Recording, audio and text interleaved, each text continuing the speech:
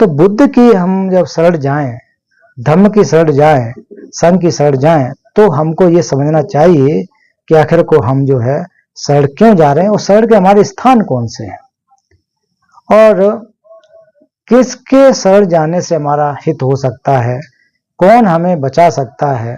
इसके बारे में जो हमारे पूर्व तत्वों के 37 अभ्यास हैं उसमें बहुत ही अच्छी तरह से व्याख्या की गई है कि जो लौकिक लोग हैं, लौकिक, उनके शरण जाने से हमको लाभ नहीं होगा। क्यों नहीं होगा?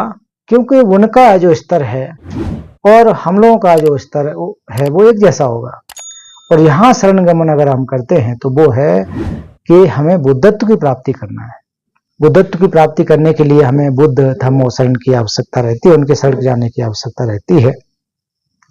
तो इस ग्रंथ में भी कह रहे हैं कि त्रिरत्नों में श्रद्धा उत्पन्न करके अपने दोनों घुटनों को पृथ्वी पर टेक कर अंजलिबद्ध होकर सर्वप्रथम 3 बार शरण गमन करना चाहिए। तो 3 बार का भी एक यही चलन है कि हम बहुत ज्यादा एक कमिटमेंट हो जाते हैं, एक प्रकार से दृढ़ निश्चय हो जाता है। और किस बात का हमको डर?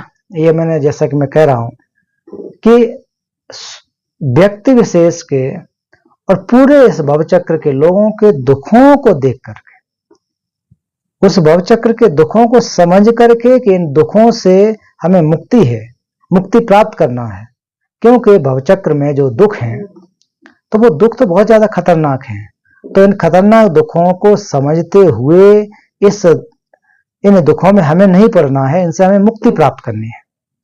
तभी तो हम शरण में जा रहे हैं। अगर कोई भय न हो हमारे अंदर, कोई डर न हो, तो हम क्यों किसी के शरण जाएंगे? तो इसलिए भय की वजह से हमारे अपने जो दुख हैं, इसके अलावा वे अनंत प्रकार के जीवधारी हैं, उनके दुख, उन दुखों को समझते हुए हम शरण में जाते हैं। तो ये तो बात हो गई कि शरण गमन जाना चाहिए। अब शरण गमन किसके जाने चाहिए? जो त्रिरत्न है। त्रिरत्न का मतलब जो ऑलरेडी जो भगवान बुद्ध ने उपदेशित किए है या उनका जो संघ है, उनके द्वारा जो बनाए गए त्रिरत्न है, उनका संघ न कह के उनका जो त्रिरत्न है बुद्ध, फिर बुद्ध के द्वारा उपदेशित जो धर्म है, भगवान बुद्ध के द्वारा उपदेशित जो उनका धर्म है, वो एक प्रकार से हमें रक्षा करता है। तीसरा, जो इस धर्म को रखरखाव करने वाले हैं, जो अभी तक बुद्ध के शासन को लेकर के आए हैं, अर्थात संघ, उसमें हमें शरण जाने की आवश्यकता है। और बुद्ध को हम लोग बहुत ही आसान तरीके से समझने की कोशिश करना चाहिए, क्योंकि हम लोग बुद्ध को बहुत ही दूर जैसा समझ लेते हैं कि अरे वो हमसे कैसे संभव होगा या उनको कैसे समझे। तो साधारण बात है कि बुद्ध को हम लोग एक डॉक्टर की तरह समझना चाहिए, क्योंकि जो भी परेशान व्यक्ति है वो डॉक्टर के पास जाता है। मान लीजिए हम लोगों को बुखार आ गई, सर्दी हो गई, जो भी बुखार है, तो हम लोग तुरंत डॉक्टर के पास जाते हैं कि डॉक्टर साहब हमको जो है ये समस्या है। तो उसको जब हम अपनी समस्या बताएंगे, फिर डॉक्टर तुरंत क्या करेगा? तुरंत हमको दवा तो नहीं देगा या तुरंत नर्स को भी नहीं बुलाएगा।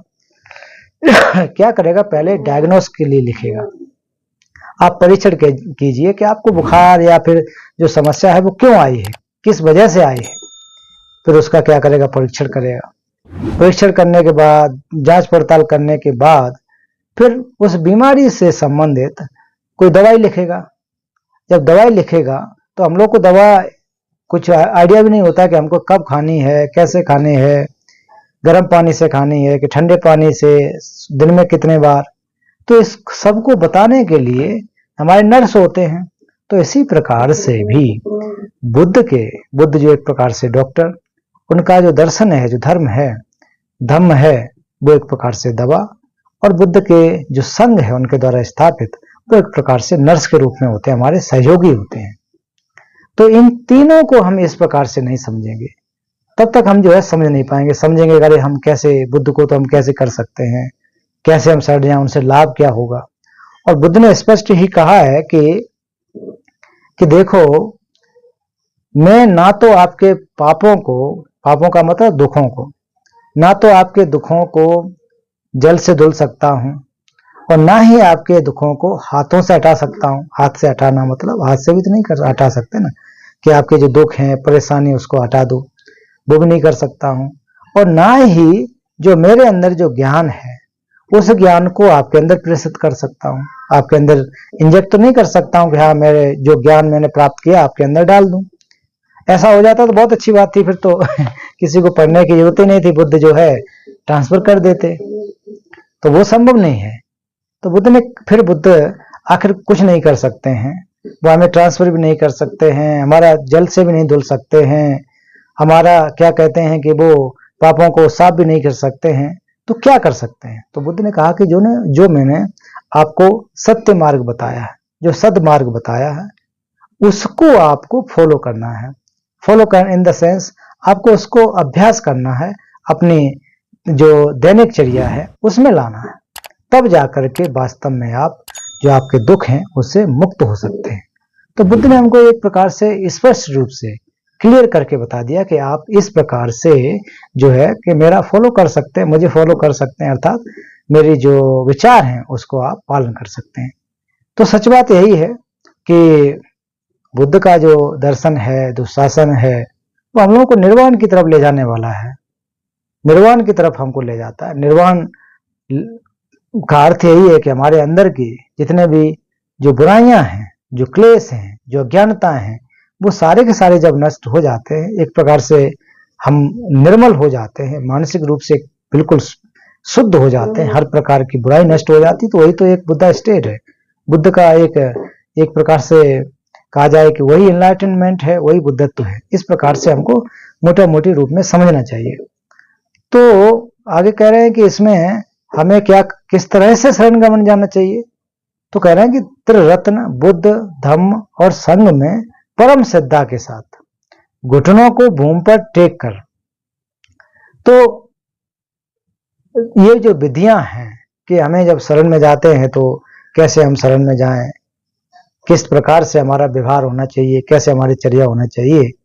तो इसलिए जो हमारे तीनों रत्न हैं उसमें परम श्रद्धा के साथ, ऐसा ही नहीं दिखावटी रूप में कि आज मैं शरण चला जा रहा हूं फिर कल होगा तो देखा जाएगा, ऐसा नहीं। परम श्रद्धा के साथ, बहुत ही अटूट श्रद्धा के साथ, विश्वास के साथ। क्यों विश्वास के साथ? इसलिए विश्वास के साथ हमें उनके शरण में जाना है कि वो हमें दुखों से बचा सकते हैं, वो हमें दुखों से मुक्त कर सकते हैं, इसलिए उनकी हम शरण में जाएंगे। उनको हम पहले समझने के बाद कि ये मेरा जो परेशानी है, जो हमारी दिक्कत है, वो उसको दूर कर सकते हैं, इसलिए उनके हमें शरण जाना, इसलिए उनमें श्रद्धा रखनी है। तो कहते हैं श्रद्धा का मतलब एक प्रकार से विश्वास पूरा, कि पूरी तरह से विश्वास करके कि इनकी शरण में जाने से, इनके साथ जाने से हमको लाभ होगा।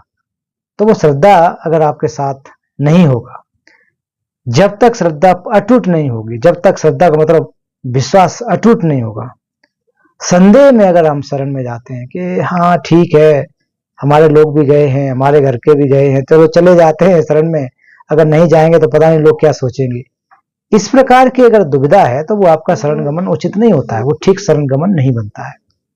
तो परम श्रद्धा के साथ घुटनों को भूमि पर टेक कर। अब भूमि पर क्यों टेकना चाहिए? तो जैसे कि हम लोग कहते हैं ना कि एक प्रकार से जब सरेंडर करते हैं, है ना, किसी के समक्ष, तो एकदम से घुटनों पर। तो कहने का तात्पर्य है कि बुद्ध ये तो नहीं कह रहे कि हम जो है हमारे अंदर ऐसे सरेंडर हो जाओ।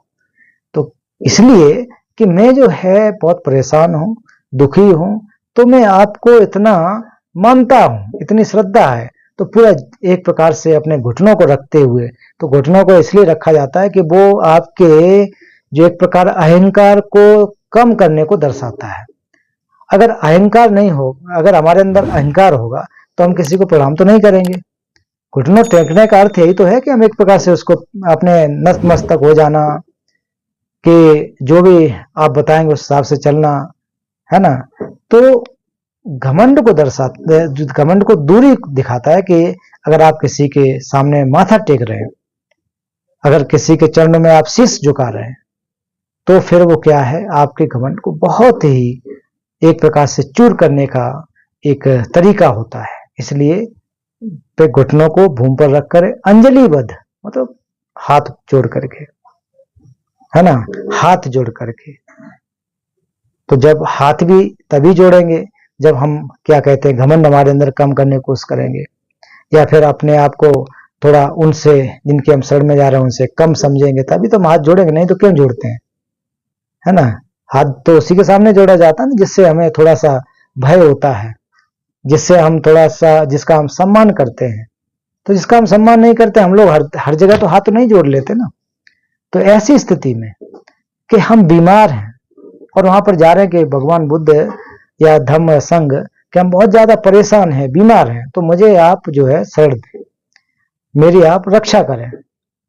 तो इस प्रकार से कि बुद्ध के द्वारा जो दिया गया दर्शन है, जिसके माध्यम से हम मुक्ति पा सकते हैं, हम निर्वाण को प्राप्त कर सकते हैं, इसलिए तो हम लोग उनकी शरण में जाते हैं। तो ये जो विधि है कि पूरा पैर हाथ जोड़ करके अंजलिबद्ध होकर के 3 बार शरण गमन जाना चाहिए। हमारे अंदर भय है, उस भय की वजह से हम किसी की शरण जाते हैं, चाहे बौद्ध धर्म हो या फिर दूसरी पंथ परंपराएं, जो भी उनके शरणागत होते हैं तो पहले तो अपने परेशानियों की वजह से तो जाते हैं। जैसे हमारे अंदर जो दुख है, तो दुख के बारे में हालांकि बहुत सारी व्याख्या है, लेकिन जो मोटा मोटी रूप में 3 प्रकार के दुख, जो हमारा दुख, परिणाम दुख और संस्कार दुख, तो इन तीनों दुखों को पहचानें। जो भवचक्र के दुख हैं उनको हम देखें, समझें। तो भवचक्र के दुख में आप आज हम लोग देख सकते हैं कि कितने अत्याचार हैं, कितने प्रकार के अन्याय हैं, और इसके अलावा हमारे जो शारीरिक रूप से बहुत सारी समस्याएं हैं, उन दुखों को जब तक हम पहचानेंगे नहीं, उनकी चीजों को हम जब तक नहीं समझेंगे, तब तक हम लोग जो है शरण गमन नहीं कर सकते हैं। इसलिए इन चीजों को हमें समझना चाहिए, और समझ करके अगर शरण गमन जाएंगे तो वो वास्तव में एक अच्छी, एक सच्ची शरण गमन होती है। सब जा रहे हैं हम भी चले जाते हैं, हमारे परिवार के जा रहे हैं हम भी शरण गमन चले जाते, तो उससे लाभ नहीं होगा। क्या फर्क कर लिया आपने नया, जब पता ही नहीं है क्यों गए, पूछो क्यों शरण गमन गए, तो पता नहीं, अरे वो हमारे घर के सब जाते तो हम भी चले गए, तो इससे क्या लाभ है भाई, है ना। हमारे पिताजी जाते आ रहे हैं, बुद्ध विहार में जाके माथा टेकते हैं, है ना, माताजी करती है, क्यों करते हैं, वो तो पता नहीं, उन्होंने कहा चलो तो हम भी चल दिए। ऐसे अगर करोगे तो वो वास्तव में शरण गमन है नहीं, फिर तो वो जाकर के बस एक प्रकार से दिखावा हो जाएगा। तो पूरी श्रद्धा के साथ पहली शर्त है, त्रिशरण को आप समझें क्या है, और उसके बाद जो है अंजलि जोड़ करके, हाथ जोड़ करके और घुटनों को जमीन में टेक करके, तभी हम लोग जब शरण लेते हैं तो देखो कहते हैं ना कि आप घुटनों के बल बैठिए, तो घुटनों के बल बैठने के बाद ही तो शरण गमन या फिर हमको दीक्षा दी जाती है। ऐसा तो है नहीं कि हम लोग कहे कि हाँ भाई खड़े हो जाओ, जो बैठे हो और जैसा करना चाहे वैसा करके आप हम वो देते हैं, तो वो नहीं है। एक तरीका होता है, विधि विधान होता है, तो उस हिसाब से हम लोगों को शरण गमन जाने की आवश्यकता होती है। ये मैं इसके बारे में कहना चाहता हूँ, आप लोग को अच्छी तरह से पता भी है।